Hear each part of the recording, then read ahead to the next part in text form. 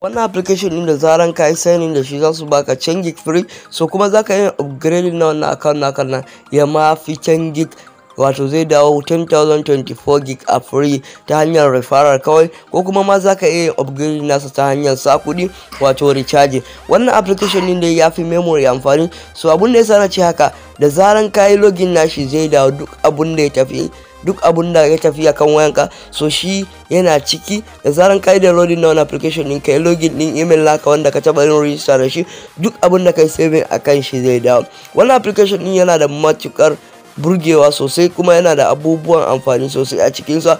Domin ganin yadda ake amfani da wannan application ne daga farko har ƙarshe, ka biyo ni cikin wannan video. Idan wannan ne farkon ka zuwa channel ta mai albarka, ka duba ka san wannan bidiyon, ka yi mana subscribe, sannan ka danna alaman ƙararrawa ka zaɓi all.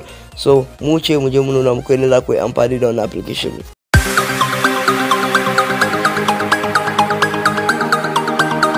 So okay, abu na farko shine zamu waje muku link na wannan application ne a description, ta yadda za ku je ku sauke shi. Mu already mun riga da mun sauke shi. Da zaran ka sauke wannan application ne sai ka bude shi kamar haka. So da zaran ka danna kan shi sai ka dan jira shi. So kai ba nan gujin zai kawo ka ba, zai kawo ka inda za ka yi sign in ne da email naka. So sai ka yi sign in da email naka. Da zaran ka yi sign in da email naka zai kawo ka nan gujin, saboda duk lokacin da ka sake sa email din duk abun da yake kai ya dawo. So da zaran ya kawo ka nan gujin sai ka duma saman nan kaɗan a gujin profile din nan, so sai ka danna kan shi. Ga email namu, ga hoton mu, to gashi nan sun bamu canjin har ma mun ci 3 MB. So idan kana son upgrading da kuɗi, gashi nan wujin upgrade now din nan. So za ka dan jira shi kaɗan, so ya gama login, sai ka dan jira shi kaɗan saboda yanayin network. So muna kan jiran shi kaɗan. So gashi ya fara loading ma. So da zaran ya gama loading kama haka, zai nuna maka kuɗin da ake sawa. Gashi nan monthly, gashi nan 1 month, gashi nan a nan wujin wato ya nan gashi nan 32,000 ne, amma ya dawo 16,000. So sun rage farashin sa. Gashi nan idan ka yi recharging din nan za su cire ma tallan da yake kan application ne, wanda ake nuna talla kan shi idan kana cikin aiki da wannan application ne. Wannan application ne za ka iya recharging na kuɗi. So banda wannan hanya na recharging na upgrading na, zan nuna muku wani hanya wanda za ku gayyaci mutane kawai a yi muku upgrading na wannan account ne. So sai mu back idan ba mu san mu yi recharging, so sai mu zo nan gujin wato click na din nan. A nan gujin za mu yin referral ne. So gashi nan yana kokarin loading. So da zaran ya gama loading, gashi nan step 1 invite friend, gashi nan join in, wanda ka gayyace yayi go join, sai ka karbi 10 gig ɗinka, wato 10,024 gig ɗin. Gashi nan duka ka'idojin su. So da zaran kana son kai wannan abun sai kai upgrade na wannan nan. Da zaran kai haka za su baka link, wato sai ka kafi link din, sai mu yi okay. Link din ya riga da ya copy, gashi nan gujin za mu yi copy ko kuma mu tura a cikin WhatsApp normal.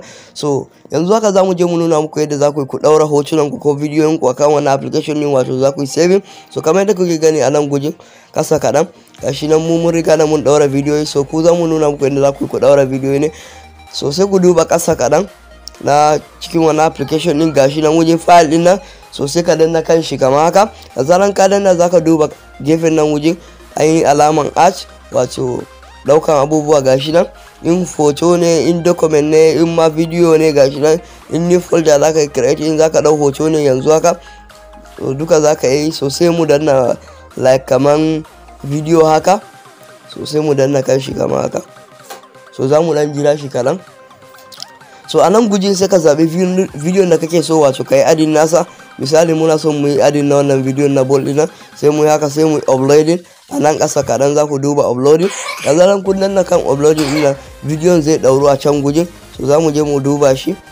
So za mu yi refresh nasa, mu ɗan jira kaɗan.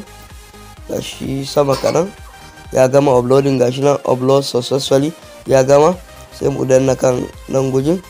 So gashi nan video na ball wanda muka update a can gujin, gashi nan anan kun gan shi. So hoto ma haka za ku yi adin nashi. Da zaran ku yi adin na hoto kuma nan gujin za ku duba shi, ga hotunan da muka yi adin gaba ɗaya. So already mun riga da mu yi adin na hotuna ne, kai za ka yi adin na wannan hotuna ko kuma document naka ko dai wasu abubuwa masu amfani da wannan application ne. Ko da za ka sai da wayan ma za ka yi adin na wasu abubuwa akan wannan application ne don ka rage wasu asara. yan uwa kada ku manta da mana subscribe sannan da alamar ƙararrawa. Mun gode, sannan ku yi mana like na wannan bidiyo.